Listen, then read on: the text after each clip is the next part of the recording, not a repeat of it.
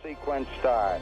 6, 5, 4, 3, 2, 1, 0. All engine running.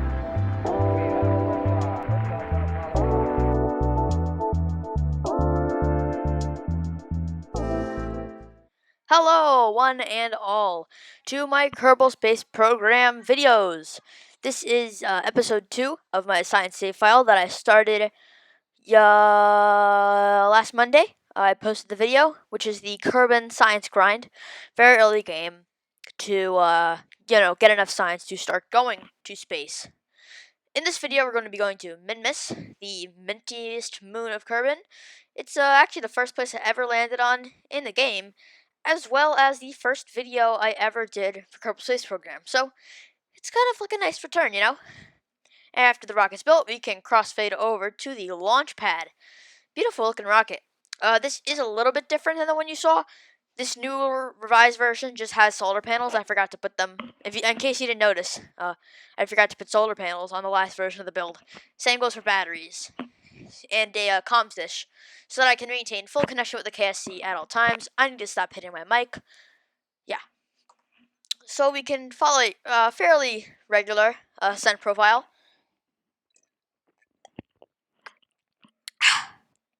Sorry, I was just gonna drink of water. But we're gonna follow a fairly standard ascent profile with that powerful bottom stage with a Reliant engine, as well as 4 swivel engines to give the control necessary to fly. This is actually a 3-stage rocket and then the payload. So if you want to consider the fuel tank and engine on the lander itself an extra stage, then you could. Then it would be a 4-stage rocket. But yeah. So there's our powerful first stage gone. We have the less powerful second stage. This was originally a Terrier engine, but that proved to not be powerful enough to get that last bit of kick out of the atmosphere. So now that you have an apoapsis about 80 kilometers up, we can do a maneuver node to get circularized. And this is a bit of a weird bug with KSP recently. But even though I have enough delta, more than enough delta V for a burn, it will say I don't, which it's a little weird. But it doesn't really affect gameplay because I know that I have more than enough delta V. So we can start the burn using the remainder of the fuel in that second stage. And now we can go up to the third stage, which is the circularization / MINMUS injection stage. Which, spoiler alert, it did not actually do the MINMUS injection. That was done by the Lander's engine. I didn't get as much science as I would have liked to out of this mission, because I did not have as much fuel as I had anticipated. But that is miles in the future. We can line up our maneuver, or we can line up our path to intersect MINMUS, and we can create a maneuver to get us nice and close. And we are going to do a mid-course correction burn to finalize the orbit, or to finalize the path to MINMUS. Actually, I just set to a crash course to MINMUS. That way, I don't have to spend any extra fuel deorbiting. Because at the end of the mission, I had like 100 meters per second safety net. I think a bit around that mark of extra fuel. So we did cut it a little bit close for my standards. I know for someone like Matt Lown, who's like good at this game, that'd probably be plenty a safety net. But I'm not that good. I would consider myself all right at Kerbal Space Program, but I'm not that good. So 100 meters per second, that's a lot. That was cutting it a little bit close. If I did the biome hop I wanted, I wouldn't have actually had enough fuel to complete the mission.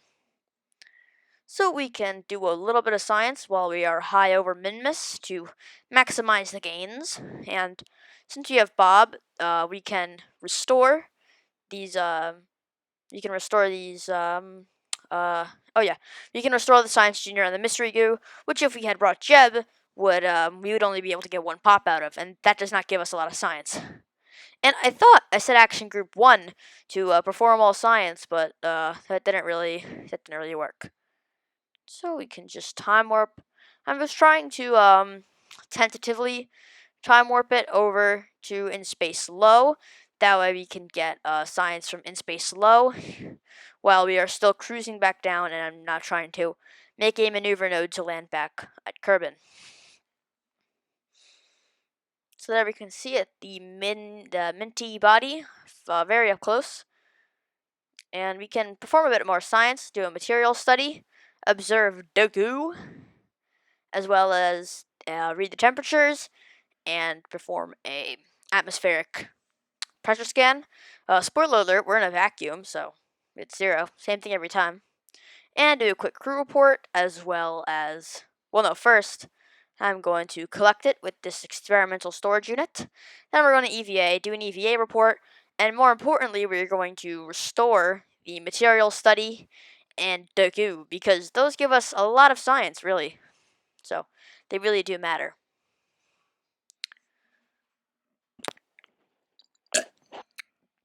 Just get another sip of my water. I can see we are getting quite close to the minty surface of MINMUS. I give my entire trust to the kerbal engineer readouts. However, in this case, I started the suicide burn a little late, and I realized it probably wouldn't be too intelligent to do a suicide burn onto a sloped surface, but also I overshot the suicide burn, so I decided I was just going to do a course correction, get us over to the flats, and yeah. What I really should have done was EVA pack over to the slopes. And I could have gotten a bit of science, like a surface sample, an EVA report from the slopes, but didn't really work. And what you just saw there was what could have ended in a mission failure. Was for some reason the those landing struts are very springy on MINMUS. They don't feel like breaking per se, but even if you hit them at like more than their rated tolerance, they seem to be just fine. Of course, in real life, by this time, a real spacecraft would have crashed and burned. But this is real. This is Kerbal Space Program, and Bob is none the wiser to think that this is okay, which is kind of ironic, actually, because Bob's probably one of the smarter veteran Kerbals. We can do a quick. We can do some science from the spacecraft science kit. Observe Dagu, and do a crew report. Don't know why it took me so long to click the button. And then we can finally get to the fun part, going EVA. And I actually decided to take at least I think I took the crew report out of the ship. And then I realized that I needed to press Action Group 2 to collect all the data so that I can adequately restore the everythings. And then I decided I actually had I could get a bit more science because I have 2 storage units for the science. The experimental storage unit, which I really only got so I could, bind the collection to an action group. But I also have the pod storage unit. So now that we've EVA'd off of the spacecraft, we can plant the flag, probably the second most important part of the mission, fly from surface samples. You got a beautiful shot, and the flag decided to fall down. I'm not entirely sure why, but yeah, that just happens. So this is the frog flag, and this is a certified frog moment. You can see Bob saluting the fallen flag. Next most important part, though, is the surface sample, because that gives us 150 science. So that's a good couple that we could use for something. Mainly, it's very important that we get that. It's probably the most lucrative thing, most scientifically lucrative thing. So here I was trying to do a biome hop, but then I noticed 500 meters per second, you're cutting it a bit close. However, this footage was sped up in such a way that I couldn't get that quite out before in the mission, decided to divert. But yeah, I just decided to divert and abort back to Kerbin. I had more than enough fuel to make it back, but had I done that biome hop, I'm not sure that I could have. Especially with all the mistakes that I ended up making, like that one, you're gonna see. And I did the same thing twice, actually trying to use shift because in the spaceplane hangar, you can use shift and right click to move the camera. So I was trying to do that, but shift in the flight mode actually just throttles up. So I accidentally throttled up twice, but we're far past that, and we're doing the deorbit burn. Now I would have loved to get on the light side of kerbin for this landing. If I wanted to, have enough fuel to exist afterwards, I had to do it on the I had to do the landing on the dark side. But it's all right because I mean having the video, my time was probably worth a little bit more than this video looking that nice. But I'll fully narrate everything that happened. So we are getting very close. At about 60,000, 70,000 kilometers in the air, I will ditch that lower stage. And very quickly, you can see that heat shield start to heat up. And soon, we can watch the lander part burn up as well, the service module. See a little bit of fireworks, but now we have to pay attention because we need to arm this drogue chute. I'm sure that I could have made the landing without the drogue chute, but I was a little bit afraid of tearing the main chute, so I decided to just have the drogue chute. So now with that gone, we can jettison the heat shield and deploy the main chute.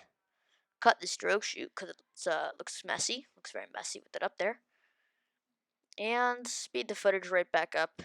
And also do physical time warp. But we can speed up the footage as we slowly cruise back down to kerbin for the landing, which will happen in a little tiny bit. Right there, I was a little bit scared that I would break that experimental storage unit, but in the end, it wasn't broken.